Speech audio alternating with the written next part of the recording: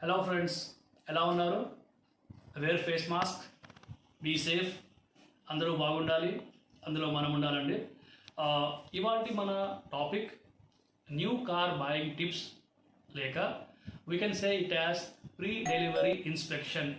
అంటే కార్ తీసుకునే ముందర తీసుకోవాల్సిన జాగ్రత్తలు. నార్మల్గా ఒక బయ్యర్ కొత్త కార్ కొనే టైంలో చాలా ఎగ్జైటెడ్గా ఉంటాడు. అంటే వెహికల్ తీసుకున్న తర్వాత ఫ్రెండ్స్కి చూపించాలి, ఫ్యామిలీ చూపించాలి, అక్కడికి వెళ్ళాలి, ఇక్కడికి వెళ్ళాలి అని ఆ ధ్యాసలో ఉంటామే. కానీ మనము వెహికల్ మీద మనం కాన్సన్ట్రేట్ చేయమండి. ఇక్కడే మనం మోసపోయేది. We have to do a pre delivery inspection. దీనివల్ల యూజెస్ ఏంద్రా అంటే we will get a very good condition vehicle. అంటే మనకు ఒక మంచి కండిషన్లో ఉన్న బండి మనం తీసుకోగలుగుతాము. అదేంటి, కొత్త బండే కదా, కండిషన్లో ఉంటుంది కదా అని అనుకోవద్దు. దీంట్లో చాలా పాయింట్స్ ఉంటాయి. We can start. First of all మీరు నోట్ చేయాల్సింది ఏంటంటే పేమెంట్ మొత్తం డీలర్కి మీరు చేయకూడదు. ఎందుకంటే చేసేసారంటే వెహికల్ మీ పేరు మీద రిజిస్టర్ అయిన తర్వాత మీరు పీడిఐ చేసిన ఉపయోగం ఉండదు. ఎందుకంటే మీరు వెహికల్ని రిటర్న్ చేయలేరు. మీరు ఏం చేయాలి, ఇన్ కేస్ మీకు డీలర్ కంపెల్ చేసిన, ప్రెషరైజ్ చేసిన, మీరు హోల్డ్ చేయండి. సర్టెన్ అమౌంట్ హోల్డ్ చేసి మీ స్టేట్మెంట్ క్లియర్గా చెప్పండి. నేను వెహికల్ ఇన్స్పెక్షన్ చేసిన తర్వాతనే మొత్తం పేమెంట్ ఇస్తాను, అంతవరకు నా పేరు మీద ఈ వెహికల్ రిజిస్ట్రేషన్ అవ్వకూడదు అని చెప్పండి. ఎందుకంటే అయిన తర్వాత మీరు ఏం చేయలేరు. Okay, right. మనం తీసుకోవాల్సిన జాగ్రత్తలు ఏంటి, ఆ టిప్స్ నేను మీకు ఎక్స్ప్లెయిన్ చేస్తాను. నాకు తెలిసింది, నేను తెలుసుకున్నది. I hope so this video is going to be much helpful for the new buyer. చలో, ఫస్ట్ ఆఫ్ ఆల్ మీరేం చేయాలి, వెహికల్ తీసుకొని వచ్చిన తర్వాత ఓడోమీటర్లో కిలోమీటర్స్ చూడండి. వెహికల్ ఎన్ని కిలోమీటర్స్ రన్ అయ్యింది. న్యూ వెహికల్ అనేది లెస్ దెన్ 50 కిలోమీటర్స్ ఉండాలి ఓడోమీటర్లో మీరు చెక్ చేసిన తర్వాత. అంతకన్నా ఎక్కువ ఉంటే యూ కెన్ క్వశ్చన్, మీరు డీలర్ని క్వశ్చన్ చేయవచ్చు. అంటే ఏంటి, మీ స్టాక్ యార్డ్ ఎక్కడ ఉంది, అంటే మీ వెహికల్ వేర్ హౌస్ ఎక్కడ ఉంది, అక్కడ నుండి మీ షోరూమ్ ఎంత దూరం ఉంది అది చెక్ చేసుకోవచ్చు. ఓకే, ఫస్ట్ ఇది పాయింట్. లేదు వెహికల్ ఎక్కువ తిరిగింది, సే 100 అబోవ్, మీరు క్వశ్చన్ చేయవచ్చు, దాని రీజన్ ఏంటి కనుక్కోవచ్చు. ఫస్ట్ ఆఫ్ ఆల్ మనం చేయాల్సింది ఏంటి, ఓడోమీటర్స్లో వెహికల్ నంబర్ ఆఫ్ కిలోమీటర్స్ ఎంత తిరిగిందో చూసుకోవాలి. చూసి వీ షుడ్ ఎన్ష్యూర్ అది 50 కిలోమీటర్స్ కన్నా తక్కువ ఉండాలి. ఎక్కువ ఉంటే యూ కెన్ క్వశ్చన్, రైట్. ఇప్పుడు సెకండ్ పాయింట్ ఏంటంటే మనము ఆ వెహికల్ యొక్క month as well as year of manufacturing తెలుసుకోవాలి. అది తెలుసుకోవడం ఎలా, అది 2 టైప్స్ అండి. ఫామ్ 22 మీరేంటంటే డీలర్ని ఫామ్ 22 అడగవచ్చు. Dealer should provide you a form 22. ఆ ఫామ్ 22లో వెహికల్ మొత్తం డీటెయిల్స్ మీకు దొరికిపోతాయి. ఆ వెహికల్ ఎప్పుడు మ్యానుఫ్యాక్చర్ అయింది, మంత్ ఏంటి, ఇయర్ ఏంటి, దాని చేసీ నెంబర్ ఏంటి, దాని ఇంజన్ నెంబర్ ఏంటి, మొత్తం మీకు అందులో ఉంటుంది. లేదు ఇంకో వే వచ్చి త్రూ విఐఎన్, విన్ అంటామండి నార్మల్గా.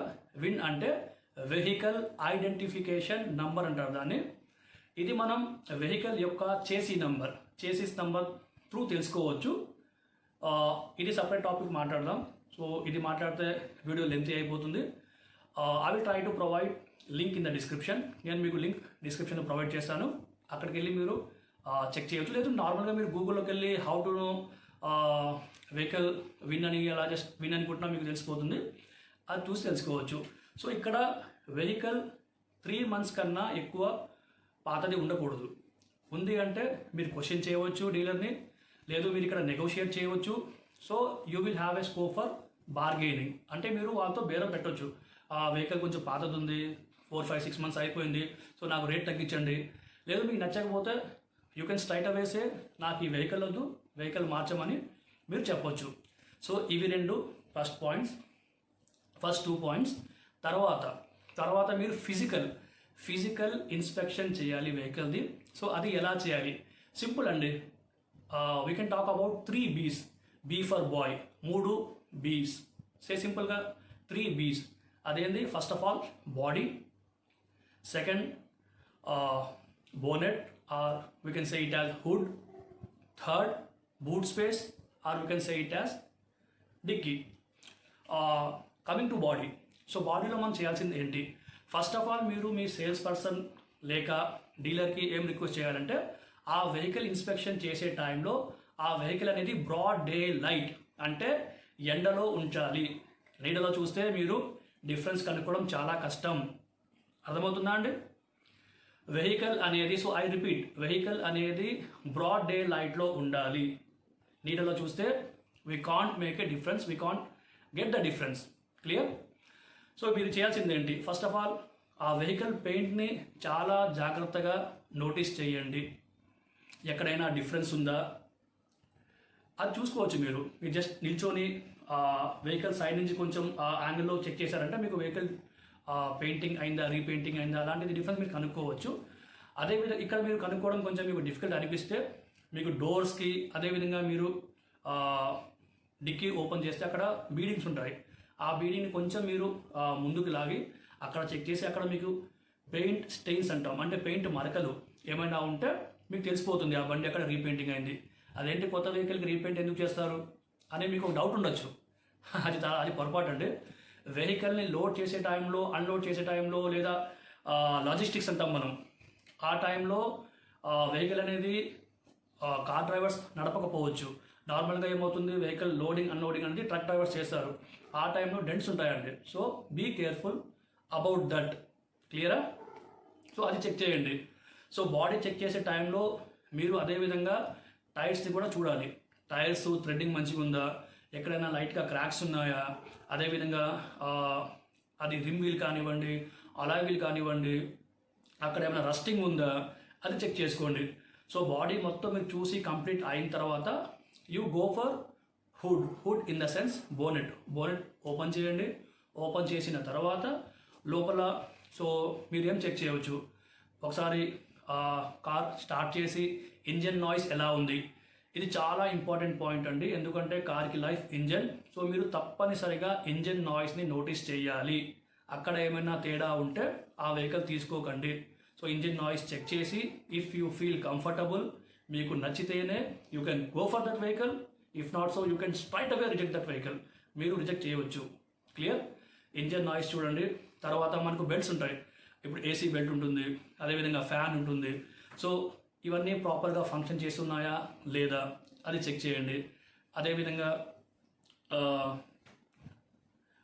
లిక్విడ్స్ అంటాం మనం, బ్రేక్ లిక్విడ్ కానివ్వండి, ఇలాంటివి ఏమైనా ఉంటే చెక్ చేయండి. తర్వాత మీరు బ్యాటరీ, సో బ్యాటరీ ఒకసారి చూసి ఆ బ్యాటరీ మ్యానుఫ్యాక్చరింగ్ మంత్ ఏముంది, ఇయర్ ఏముంది, అంటే బ్యాటరీ దాంట్లో ఉన్నది కొత్తదా పాతదా చూడొచ్చు. ఇదే విధంగా సో మీకు తెలిసిన అంటే మనం ఎక్స్పర్ట్ ఇన్ ద సెన్స్ మెకానిక్నే తీసుకుని వెళ్ళాల్సిన అవసరం లేదు. సో మనకున్న నాలెడ్జ్తో మనం ఈ పని చేసుకోవచ్చు. సో దీనికి ఎటువంటి ఎక్స్పర్ట్ అసిస్టెన్స్ అవసరం లేదు. సో మనకున్న నాలెడ్జ్తో మనం చెక్ చేసుకోవచ్చు. సో హుడ్ మీరు చెక్ చేసిన తర్వాత అదేవిధంగా మీకు ఇఫ్ టైం పర్మిట్స్ మీరు ఒకసారి బండి కింద కూడా చూడండి. కింద మీరు చూడాల్సింది ఏంటి, వెహికల్ డ్రైవ్ షాఫ్ట్ ప్రాపర్గా ఉందా, డ్రైవ్ షాఫ్ట్లో ఏమన్నా లీక్ ఉందా, అదేవిధంగా సస్పెన్షన్ ప్రాపర్గా ఉందా, సస్పెన్షన్ ఏమైనా ప్రాబ్లం ఉందా అది చెక్ చేయండి. అదేవిధంగా అండర్ బాడీ మీకు ఏమైనా డెంట్స్ కనిపిస్తున్నాయా, ఏమైనా ఉంటే చెక్ చేయండి. చెక్ చేసి క్వశ్చన్ చేయండి. సో ఇదండి. తర్వాత మీరు డిక్కీకి రావచ్చు. సో డిక్కీ కంటే we can typically call it as a boot. So ఆ బూట్లో ఏంటంటే మీకు స్పేర్ వీల్ ఉందా లేదా, స్పేర్ వీల్ ప్రాపర్ కండిషన్లో ఉందా లేదా, అదేవిధంగా టూల్స్, కంపెనీ మనకు కొత్త వెహికల్తో పాటు టూల్స్ ప్రొవైడ్ చేస్తుంది. So as mentioned in the manual లేదా మీకు ఎగ్జిక్యూటివ్ ఎక్స్ప్లెయిన్ చేసిన విధానం ప్రకారం ఆ టూల్స్ అక్కడ అవైలబుల్ ఉన్నాయా లేదా అది చెక్ చేయండి. ఇది అయిన తర్వాత we can go in to the inner part. So బండి లోపల వెళ్ళి కూర్చొని మీ సేల్స్ పర్సన్ని లేదా ఎవరైనా డీలర్ తరపున వాళ్ళు ఉంటారు కదా, సో వాళ్ళని తీసుకొని ఆ వెహికల్ ఫీచర్స్ని ఎక్స్ప్లెయిన్ చేయమని చెప్పండి.